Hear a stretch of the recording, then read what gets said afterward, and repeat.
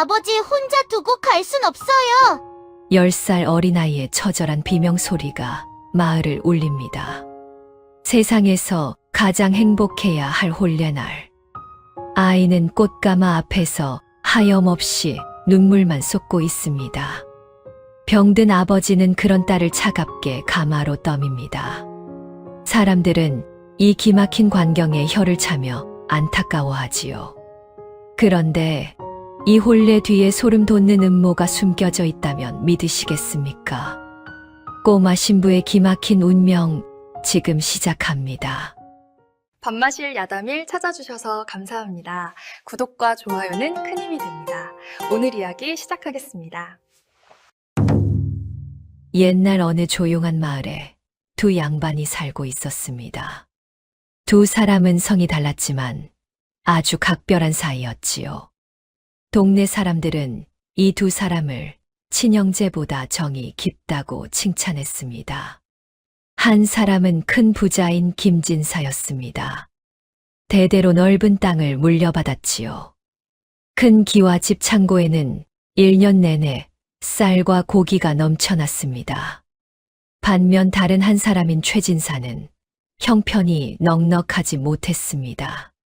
당장 밥을 굶는 것은 아니었지만 부자인 김진사에 비하면 하루하루 먹고 살기 바쁜 빠듯한 살림이었습니다. 형편은 크게 달랐지만 두 사람은 어릴 적부터 단짝이었습니다.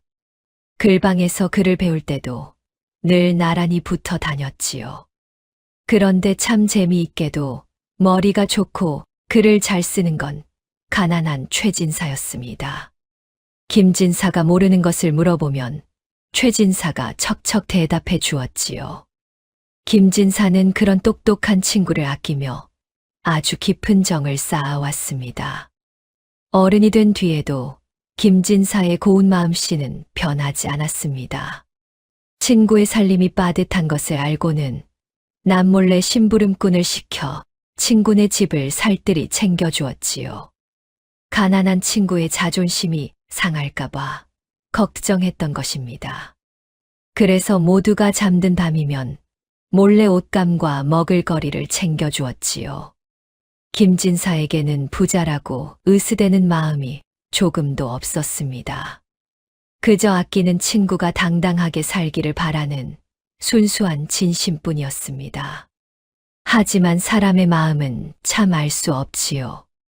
김진사의 따뜻한 배려가 오히려 최진사의 자존심을 건드리고 말았습니다. 처음에는 고마워하던 최진사도 갈수록 마음이 변했습니다. 자꾸 도움을 받다 보니 고마움은 사라지고 무서운 질투심이 생겨나고 만 것입니다. 특히 몇 해 전이었습니다. 최진사의 아내가 병으로 세상을 떠났지요. 그때 최진사의 마음속에는 아주 깊은 원망이 생겨났습니다. 김진사처럼 돈이 많았다면 내 아내를 살릴 수 있었을 텐데. 최진사는 아내를 잃은 것이 전부 자신의 가난 때문이라고 믿었습니다.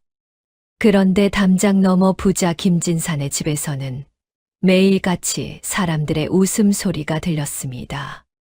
그 소리를 들을수록 최진사는 비참해졌고 마침내 무서운 마음을 품게 되었습니다.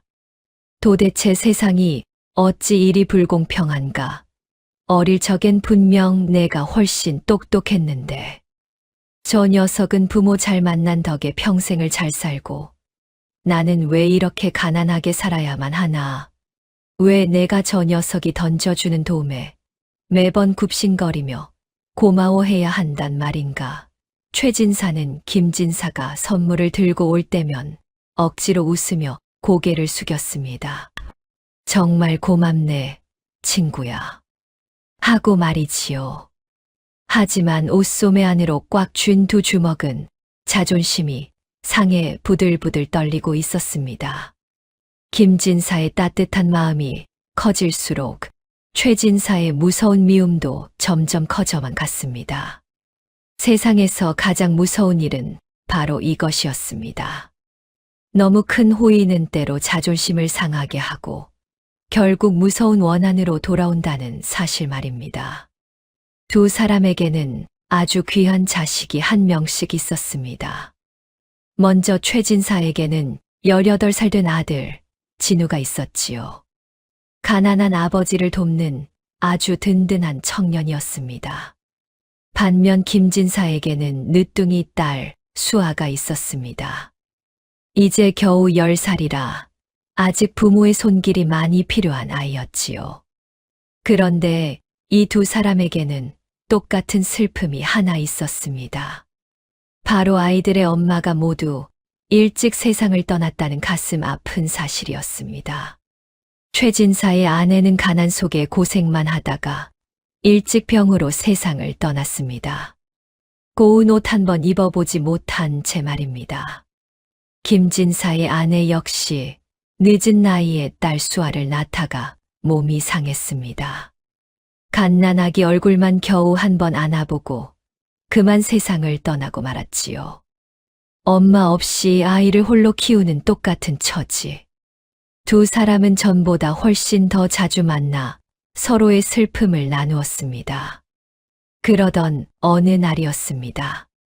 김진사가 최진사를 조용히 사랑방으로 불렀습니다. 늦은 밤까지 술을 마시던 자리였지요. 술 기운이 오르자 김진사는 엄마 없는 어린 딸이 안쓰러워 깊은 한숨을 내쉬었습니다.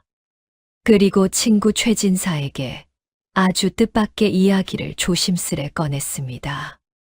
이복의 친구, 우리 두 아이를 맺어주는 것이 어떻겠나. 평생 좋은 친구로만 지낼 게 아니라 이제는 진짜 한 식구가 되어 보자는 말일세. 내 딸 수아가 아직은 어린아이지만 자네의 듬직한 아들 진우라면 나는 굳게 믿는다네. 험한 세상에서 평생 우리 수아를 든든하게 지켜주고 아껴줄 테니 말이야.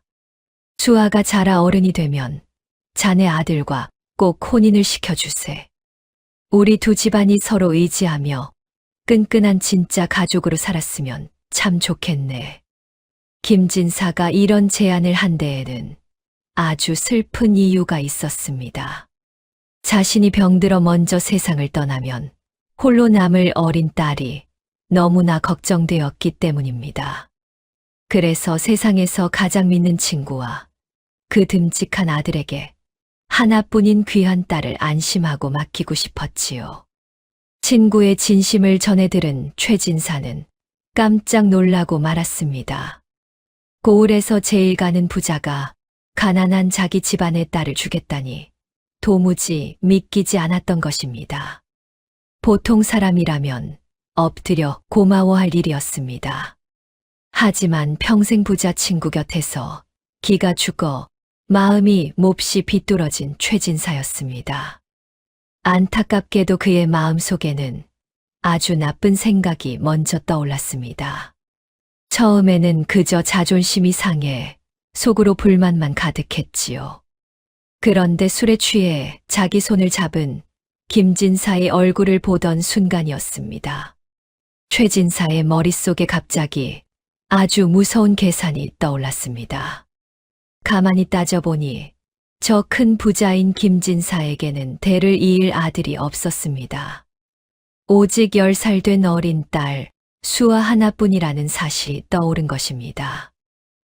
잠깐, 수아가 우리 집 며느리가 되면 과연 어떻게 되는 걸까? 저 친구는 대를 이을 아들이 없으니 저 많은 곡식과 넓은 땅은 전부 수아 차지가 되겠지. 그렇다면 내 아들 진우가 그 엄청난 재산을 모두 물려받게 되는 거다. 우리 집도 하루아침에 고을 최고 부자가 될 수 있겠구나. 여기까지 생각이 미치자 최진사는 가슴이 마구 뛰기 시작했습니다. 그동안 부자 친구가 주는 선물 앞에서는 억지로 고개를 숙이며 고마운 척을 했지요. 그 초라하고 비참했던 기억들이 사라지며 속으로 아주 짜릿한 기분마저 들었던 것입니다. 하지만 사람의 욕심은 참 끝이 없고 무섭습니다. 속으로 혼자 기뻐하던 최진사는 갑자기 정신이 번쩍 들었습니다. 두 아이가 혼인을 한다고 해도 당장 소용이 없었기 때문입니다. 건강하게 살아있는 김진사가 버티는 한 그 어마어마한 재산은 절대 자기 마음대로 할 수 없다는 사실을 깨달은 겁니다. 저 재산을 진짜 내 것으로 만들려면, 그래, 저 녀석이 이 세상에 없어야 해. 저 녀석이 수아를 우리 집에 보내고 곧바로 세상을 떠나준다면, 어린 며느리를 돌본다는 핑계로 이 기와 집과 재물은 영원히 내 차지가 될 텐데, 여기까지 끔찍한 생각이 미치자 최진사는 저도 모르게 마른 침을 삼켰습니다. 속으로는 친구의 재산을 빼앗을 무서운 궁리를 하면서도 겉으로는 깜짝 놀란 척을 했습니다. 최진사는 친구의 두 손을 덥석 잡고 말했습니다. 이 사람아, 무슨 약한 소린가. 자네가 오래 살아서 손주들까지 봐야지. 당연히 수아는 내 친딸처럼 거두어 줄 테니 아무 걱정하지 말게나. 최진사는 뻔뻔한 거짓말을 하며 가짜 눈물까지 흘려주었습니다. 친구를 굳게 믿은 김진사는 그저 안심하며 껄껄 웃을 뿐이었지요. 착한 김진사는 미처 보지 못했습니다. 최진사의 입가에 번진 아주 잔인한 미소를 말입니다. 그 무서운 계획을 세운 날부터 최진사는 고을 약방들을 찾아다녔습니다. 마침내 제일 큰 약방에 들어선 그는 주인에게 슬그머니 다가가 속삭였습니다. 주인장, 내가 요즘 약재 공부를 하고 있소. 책을 보니 참 신기한 내용이 있더군. 따로 먹으면 좋은 약인데 함께 다려 먹으면 기운이 떨어져서 끝내 목숨을 앗아가는 약재가 진짜 있소. 그저 공부하다 궁금해서 묻는 것이니 이상하게 생각하지 말게나. 약방 주인은 안 된다며 두 손을 저었습니다. 아이고, 나으리, 무슨 무서운 말씀을 하십니까? 사람 살리는 약방에서 사람 잡는 방법을 알려달라니요. 자칫하면 사람 목숨이 날아가는 끔찍한 일입니다. 저는 절대 알려드릴 수 없습니다. 하지만 최진사는 하나도 당황하지 않았습니다. 오히려 품속에서 아주 무거운 돈꾸러미를 꺼내 탁자 위에 툭 올려놓았습니다. 선비로서 책을 읽다 궁금해서 약재 공부를 해보려는 것뿐이네. 어찌 사람 목숨을 해치겠는가. 정말 궁금해서 묻는 것이네. 눈앞에 놓인 어마어마한 돈꾸러미. 그 돈을 보자 약방 주인의 눈에 서서히 탐욕이 생겼습니다. 사람을 살려야 한다는 올바른 마음도 돈 앞에서는 힘없이 무너졌습니다. 결국 최진사는 몸에 좋은 귀한 인삼과 함께 먹으면 독이 되는 무서운 약재까지 모조리 사서 나왔습니다. 최진사는 엄청난 돈을 주며 무서운 약속을 맺었습니다. 약을 한 번 사는 것으로 끝내지도 않았지요. 며칠에 한 번씩 약방을 드나들며 약방 주인과 아주 가깝게 지냈습니다. 처음에는 벌벌 떨던 약방 주인. 하지만 자꾸 찾아와 두둑한 돈을 주자 마음이 완전히 달라졌습니다. 나중에는 나쁜 짓이라는 것도 있고 반갑게 마중까지 나왔지요. 두 사람은 끔찍한 비밀을 나눈 허물없는 사이가 되었습니다. 남들은 모르는 무서운 비밀이 두 사람 사이에 생겨났습니다. 최진사는 한 달에 한 번씩 약방 주인이 지어준 독약을 받았습니다. 그리고 바로 그날부터 최진사의 무서운 선물이 시작되었습니다. 겉으로는 친구를 아끼는 척했지만 속으로는 목숨을 노리고 있었지요. 최진사는 약을 들고 김진사를 찾아가 아주 정성스레 건네며 말했습니다. 친구야, 요즘 자네 안색이 안 좋아. 내가 특별히 귀한 약재를 구해왔네. 우리 아이들이 혼이 나는 걸 보려면 자네가 건강하게 오래 살아야지. 그러니 아침 저녁으로 하루도 거르지 말고 이 약을 꼭 다려 마시게. 김진사는 크게 감동하며 대답했습니다. 나를 챙겨주는 건 자네뿐이네. 이 은혜를 어찌 다 갚을까? 김진사는 친구가 준 약을 아주 귀한 보물처럼 여겼습니다. 매일 아침 저녁으로 달여 마셨지요. 이 약을 먹고 건강해져서 어린 딸 수아 곁을 오래오래 지켜줄 거라 믿었기 때문입니다. 하지만 참으로 무서운 일이었습니다. 매일 고맙게 들이켜던 그 약은 사실 목숨을 빼앗는 끔찍한 독약이었던 겁니다. 친구를 굳게 믿고 하루도 빠짐없이 약을 먹은 지 반년. 튼튼했던 김진사의 몸에 이상한 변화가 생기기 시작했습니다. 가뿐하게 들던 물건도 이제는 혼자 들기 버거웠습니다. 조금만 움직여도 숨을 헐떡이게 되었지요. 아침에 일어날 때마다 몸이 무척 무거웠습니다.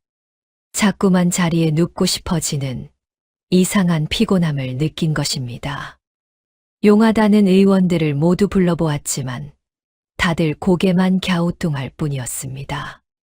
그저 나이가 들어 기운이 빠진 것이니 푹 쉬라는 말만 남기고 돌아갔습니다. 당장 죽을 병에 걸린 것은 아니었습니다. 하지만 하루가 다르게 기운이 빠졌지요. 김진사 스스로도 몸이 예전 같지 않음을 확실히 느끼고 있었습니다. 혹시라도 알아누워 먼저 세상을 떠날까봐 그것이 가장 큰 걱정이었습니다. 험한 세상에 혼자 남을 어린 딸 수아 걱정에 도무지 밤잠을 이룰 수가 없었지요. 그래서 아직 몸을 움직일 수 있을 때 서둘러 딸을 시집 보내기로 굳게 마음먹었습니다. 김진사는 가장 믿는 친구 최진사를 불러 조심스레 속마음을 꺼냈습니다. 그 말을 듣고 최진사는 속으로 몹시 기뻐했습니다. 약방 주인과 몰래 꾸민 무서운 계획이 자기 뜻대로 풀리고 있었기 때문입니다. 속으로는 너무 기뻐서 당장 춤이라도 추고 싶었지요. 하지만 겉으로는 깜짝 놀란 척하며 친구의 두 손을 덥석 잡고 말했습니다. 아니, 이 사람아, 기운이 좀 빠진 걸 가지고 어찌 그리 섭섭하고 무서운 말을 하는가. 자네가 원하면 당장 내일이라도 두 아이의 혼례를 올릴 테니 그런 쓸데없는 걱정은 하지 말게나. 최진사는 억지로 걱정스러운 표정을 지으며 가증스러운 위로까지 덧붙였습니다. 얼마 뒤 10살 어린 수아는 어른들의 뜻에 따라야 했습니다. 고운 치마 저고리를 입고 생전 처음 꽃가마에 올랐지요. 부모를 떠나 시집 간다는 것이 너무 무섭고 서러웠습니다. 수아는 흔들리는 가마 안에서 굵은 눈물을 뚝뚝 흘렸습니다. 대문 밖까지 배웅 나온 아버지는 얼굴이 몹시 야위어 있었습니다. 하지만 꽃가마를 향해 환하게 웃으며 크게 손을 흔들어 주었지요. 딸이 시댁에서 기죽지 않도록 슬픔을 꾹 참고 밝게 배웅한 것입니다. 하지만 그 다정했던 아버지가 1년도 안 되어 독약에 알아누울 줄은 어린 수아는 꿈에도 몰랐습니다. 눈물을 훔치며 최진사 댁에 도착한 수아. 뜻밖에도 수아를 맞이한 것은 아주 따뜻한 잔치 분위기였습니다. 시아버지 최진사는 어린 며느리를 마치 친딸처럼 반갑게 맞았습니다. 수아가 낯선 집에서 겁먹을까봐 겉으로는 아주 다정하게 챙겨주었지요. 하지만 어른들의 뜻에 따라 겨우 10살 아이를 아내로 맡게 된 진우. 진우는 무척 당황스러웠습니다. 이 낯선 상황을 어찌할 줄 몰라 그저 얼떨떨할 뿐이었지요. 그래도 진우는 속이 깊었습니다. 어린 나이에 시집 온 수아의 마음을 조금이나마 이해하려 애썼습니다. 하지만 워낙 무뚝뚝한 성격이라 수아에게 다가갈 줄을 몰랐습니다. 다정하게 말을 건네는 대신 어색하게 헛기침만 몇 번 할 뿐이었지요. 그러고는 서둘러 자기 방으로 돌아가 밤낮으로 글 공부에만 매달렸습니다. 한편 수아를 며느리로 앉혔지만 최진사에게 당장 재산이 들어오진 않았습니다. 수아의 아버지가 숨을 헐떡이면서도 끈질기게 살아있었기 때문입니다. 최진사의 속마음은 오직 하나였습니다. 친구가 빨리 세상을 떠나기만을 바라는 아주 무서운 생각뿐이었습니다. 며느리를 집에 들였으니 더는 다정한 시아버지 흉내를 낼 필요가 없어진 것입니다. 아침 저녁으로 인사하는 수아에게 이제는 따뜻한 눈길 한 번 주지 않았습니다. 하루 종일 방에 틀어박혀 오직 친구의 재산을 빼앗을 음흉한 궁리만 했습니다. 무서운 계획에만 빠져 있어 어린 며느리에게는 조금도 신경 쓰지 않았지요. 낯선 집에서 외로워진 수아가 조심스레 다가가 말을 건넬 때면 최진사는 몹시 귀찮아하며 매몰차게 손사래를 쳤습니다. 어른들 곁에 얼쩡거리지 말고 나가서 흙장난이나 하며 혼자 놀아라. 가여운 어린아이를 차갑게 밖으로 내몰았습니다. 낯선 시댁에서 수아를 챙겨주는 사람은 이제 아무도 없었습니다. 가여운 수아는 아침부터 저녁까지 마당 구석에 쪼그려 앉아 시간을 보냈습니다. 나비와 들꽃에게 혼잣말을 하며 외로운 하루를 견디는 것이 전부였지요. 하지만 수아를 가장 아프게 한 것은 자기 자신의 외로운 처지가 아니었습니다. 홀로 알아누워 계실 친정아버지 걱정뿐이었습니다. 밤이 되어 달이 뜨면 수아는 두 손을 꼭 모았습니다. 아버지가 약은 잘 드시는지, 더 아프진 않으신지 눈물로 기도했습니다. 아버지가 하루빨리 병을 털고 일어나 자신을 보러 오기만을 간절히 빌었지요.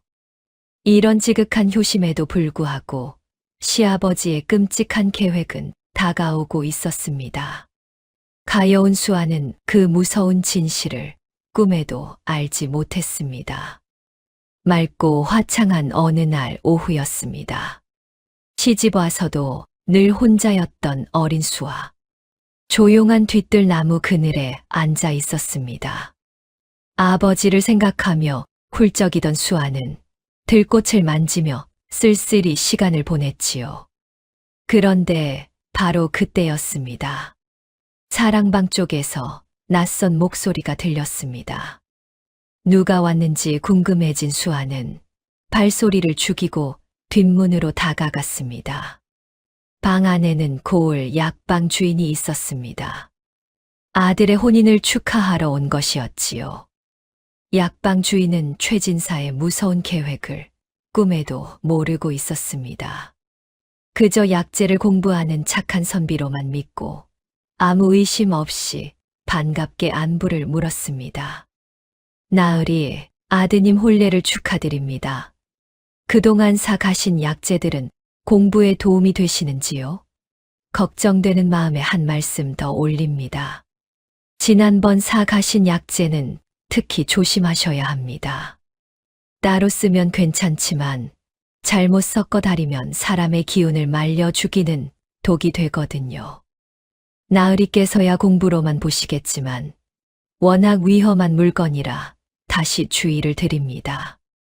혹시라도 누가 보약인 줄 알고 마시면 정말 큰일 나니까요. 이 말을 듣는 순간 최진사는 가슴이 덜컥 내려앉았습니다. 남이 들을까봐 겁이 났던 것이지요. 그는 황급히 방문을 닫고 주변을 살폈습니다. 그러고는 목소리를 낮추어 약방 주인을 윽박지르기 시작했습니다. 쉿! 목소리를 낮추지 못할까? 누가 들으면 어쩌려고 함부로 입을 놀리는가? 내가 알아서 조심히 쓰고 있으니 쓸데없는 참견 말고 그만 가보게. 자, 여기 수고비니 당장 받고 돌아가게. 앞으로 내 허락 없이는 이 집에 발도 들이지 말게. 밖에서 그 약재 이야기는 절대 입 밖에 꺼내지도 말게. 알겠는가? 나무 기둥 뒤에서 이 대화를 엿듣게 된 수아.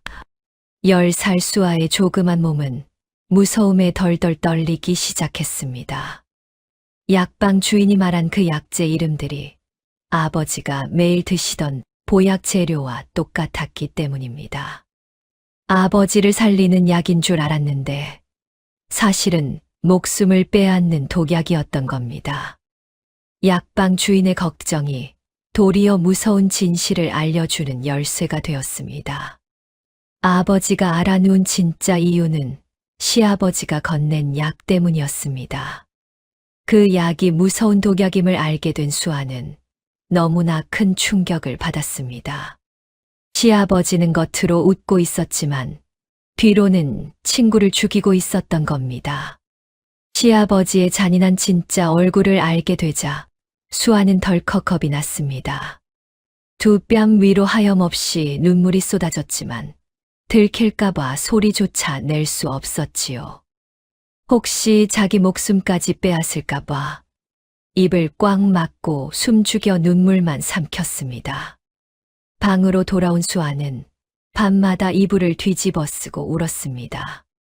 나쁜 약을 드시고 아파할 아버지를 생각하니 베개가 다 젖을 정도였지요. 당장 친정으로 달려가 알리고 싶었지만 어린아이 말을 믿어줄지 두려웠습니다. 시아버지가 눈치챌까봐 발도 떼지 못한 채 혼자서 소가리만 할 뿐이었습니다. 고민 끝에 수아는 남편 진우를 찾아갔습니다. 이 집에서 도움을 청할 사람은 진우뿐이었지요. 모두가 잠든 깜깜한 밤이었습니다. 수아는 떨리는 손으로 남편의 방문을 두드렸습니다.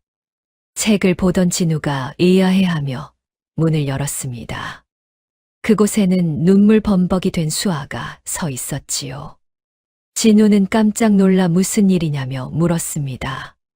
수아는 그 자리에 엎드려 울음을 터뜨렸습니다. 서방님, 제발 우리 아버지를 살려주세요. 당황한 진우에게 수아는 그동안 있었던 모든 일을 털어놓았습니다. 이야기를 들은 진우는 너무 놀란 나머지 들고 있던 책을 바닥에 떨어뜨렸습니다. 진우는 얼굴이 굳어진 채 고개를 저었습니다. 그게 무슨 무서운 소리냐. 내가 나쁜 꿈을 꾼 것이 분명하다. 진우는 믿기지 않는 현실을 부정했습니다. 수아는 엿들었던 대화 내용을 하나하나 자세히 말하며 눈물로 호소했습니다. 제발 한 번만 믿고 아버지를 구해달라며 엎드려 간절히 애원했지요. 진우는 도무지 믿고 싶지 않았습니다. 존경하던 아버지가 사람의 목숨을 노리다니 도저히 받아들일 수 없는 일이었습니다. 더구나 은혜를 베풀어 준 친구를 재물 때문에 해치려 한다는 사실이 괴로웠지요. 마음이 어지러워진 진우는 울다 지친 수아를 방으로 돌려보냈습니다. 하지만 수아의 무서운 말들이 귓가에 맴돌아 진우 역시 밤새 한숨도 자지 못했습니다. 이윽고 날이 밝아 아버지가 집을 나서자 진우는 수아의 손을 잡고 약방으로 향했습니다. 수아의 말이 제발 사실이 아니기를 바라는 마음으로 조심스럽게 약방 문을 열고 들어섰지요. 진우는 겁먹은 수아를 등 뒤에 숨기고 약방 주인에게 인사를 건넸습니다. 진우는 자신이 최진사의 아들이라고 밝히며 아주 자연스럽게 거짓말을 했습니다.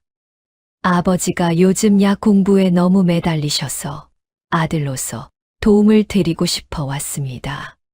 진우는 아버지가 사간 약재가 무엇인지 알려달라고 살갑게 부탁했습니다. 평소 돈을 많이 주던 단골의 아들이라 약방 주인은 조금도 의심하지 않았지요. 참 효심 깊은 아드님이시군요. 주인은 껄껄 웃으며 장부를 펼쳐 보여주었습니다. 최진사가 몰래 사갔던 약재의 이름과 그 약들이 얼마나 위험한지 자세히 설명해 주었지요.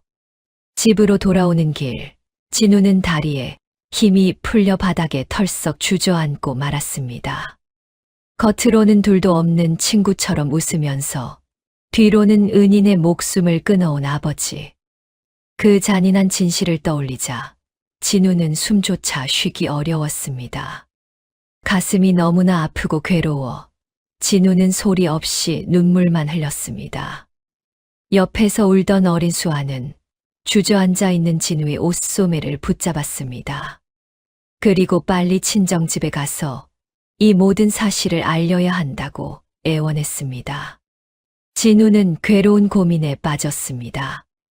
아버지를 지키기 위해 비밀로 할 것인지, 장인어른을 살리기 위해 죄를 밝힐 것인지, 18 청년이 감당하기에는 너무나 가혹한 운명이었습니다.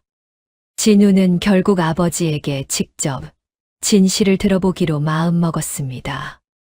그는 무거운 발걸음으로 아버지의 방에 들어갔습니다. 진우는 아버지를 똑바로 보지 못한 채 떨리는 목소리로 물었습니다. 오늘 약방에 가서 모두 확인했습니다. 아버지가 사오신 그 약을 정말 장인어른께 드린 것이 맞습니까? 그 말을 듣자 최진사는 크게 놀랐습니다. 하지만 겉으로는 오히려 펄쩍 뛰며 아무것도 모르는 척 시치미를 뗐습니다. 이놈아, 평생 나를 도와준 친구에게 어찌 그런 독약을 먹이겠느냐. 그저 나이 들어 공부하려고 샀을 뿐이니 말도 안 되는 소리 당장 집어치워라. 아버지가 강하게 부인하자 진우는 흔들렸습니다. 하지만 진우는 다시 한 번 되물었습니다. 그럼 그 위험한 약재들이 지금 어디 있습니까? 최진사는 당황하며 핑계를 댔습니다. 약재가 다 썩은 것 같아서 아궁이 불에 몽땅 태워버렸다는 말이었습니다. 눈도 못 맞추는 아버지의 거짓말에 진우는 도저히 믿을 수가 없었습니다. 오히려 아버지가 재물을 노리고 무서운 짓을 했다는 의심만 커졌지요. 확실한 증거가 필요했던 진우는 다시 수아의 손을 잡고 약방을 찾아갔습니다. 약이 혹시 잘못 전달된 것은 아닌지 주인에게 꼼꼼히 물었지요. 약방 주인은 허허 웃으며 대답했습니다. 절대로 약이 섞이거나 잘못될 일은 없다고 말입니다.